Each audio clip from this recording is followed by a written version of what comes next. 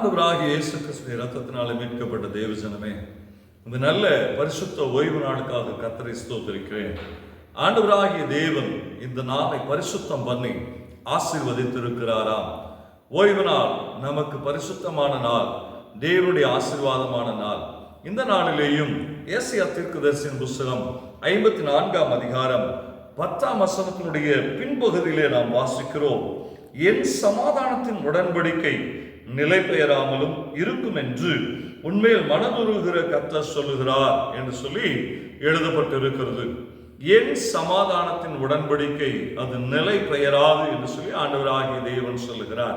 இன்றைக்கு இந்த வார்த்தையை கேட்கிற ஒவ்வொருவர் மேலையும் ஆண்டவராகிய தேவனுடைய சமாதானம், இயேசு கிறிஸ்துவாலே நமக்கு கொடுக்கப்பட்ட சமாதானம் அது நிலை பெயராது என்று சொல்லி ஆண்டவராகிய தேவன் நமக்கு எழுதி கொடுத்திருக்கிறார்.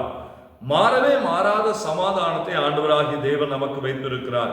இந்த உலகம் கொடுக்கிற சமாதானம் அது குறைவான சமாதானமாய் இருக்கிறது, நிரந்தரமான சமாதானமாய் இல்லை. இந்த உலகம் கொடுக்கிற சமாதானம் அது மாறுகிற சமாதானமாய் இருக்கிறது. ஆனா ஆண்டவராகிய தேவன் நமக்கு கொடுக்கிற சமாதானம், இயேசு கிறிஸ்து மேல இருக்கிற சமாதானத்தை நமக்கு கொடுக்கிறவராய் இருக்கிறார். அது நிரந்தரமான சமாதானமாய் இருக்கிறது. ஒருவேளை கடந்த நாட்களிலே உங்களுடைய சூழ்நிலை யுத்தத்தின் சூழ்நிலையாய் இருக்கலாம், போராட்டத்தின் சூழ்நிலையாய் இருக்கலாம், நெருக்கப்பட்ட சூழ்நிலைகளாய் இருக்கலாம், அல்லது சரியான தீர்வை எடுக்க முடியாத சூழ்நிலைகளாய் இருக்கலாம். எப்படிப்பட்ட சூழ்நிலையிலே நீங்கள் இந்த வார்த்தையை கேட்டாலும் ஆண்டவராகிய தேவன் இந்த வார்த்தையில உங்களுக்கு ஒரு தீர்வை கொடுக்கிறார். என் சமாதானத்தின் உடன்படிக்கை அது நிலை பெயராது என்று சொல்லி இன்றைக்கு இந்த சத்தத்தை கேட்கிற ஒவ்வொரு மேலையும் இயேசு கிறிஸ்துவின் சமாதானம் வந்து அமரும். நிச்சயமாகவே அது நிலை பெயராத ஒரு சமாதானமாய் நம்முடைய வாழ்க்கைக்கு ஆசீர்வாதத்தை கொடுக்கிற சமாதானமாய் இருக்கும். ஆகவே சோர்ந்து போக வேண்டாம். இந்த ஓய்வு நாளிலே ஆண்டவருடைய சமாதானத்தை நம்ம மேலே அவர் உடன்படிக்கையாய் வைக்கிறார். அது மாறாத சமாதானமாய் இருக்கும். நம்முடைய வாழ்க்கை அது சமாதானத்தின் வாழ்க்கையாய், நம்முடைய பயணம் அது சமாதானத்தின் பயணமாய், ஒரு செழிப்பின் ஆசீர்வாதத்தை நமக்கு கொடுக்கிற சமாதானமாகவே அது அமையும் என்பதில் எந்த சந்தேகமும் இல்லை. ஆகவே சோர்ந்து போக வேண்டாம். தேவனுடைய சமாதானம் என் மேல இருக்கிறது என்கிற அசைய முடியாத ஒரு விசுவாசத்தை நீங்கள் நிலை கொண்டு ஓடுவீர்களே ஆனால் நிச்சயமாகவே அந்த சமாதானத்தின் ஆசீர்வாதத்தை நாம் சுதந்தரிப்போம். ஜெபிப்போமா.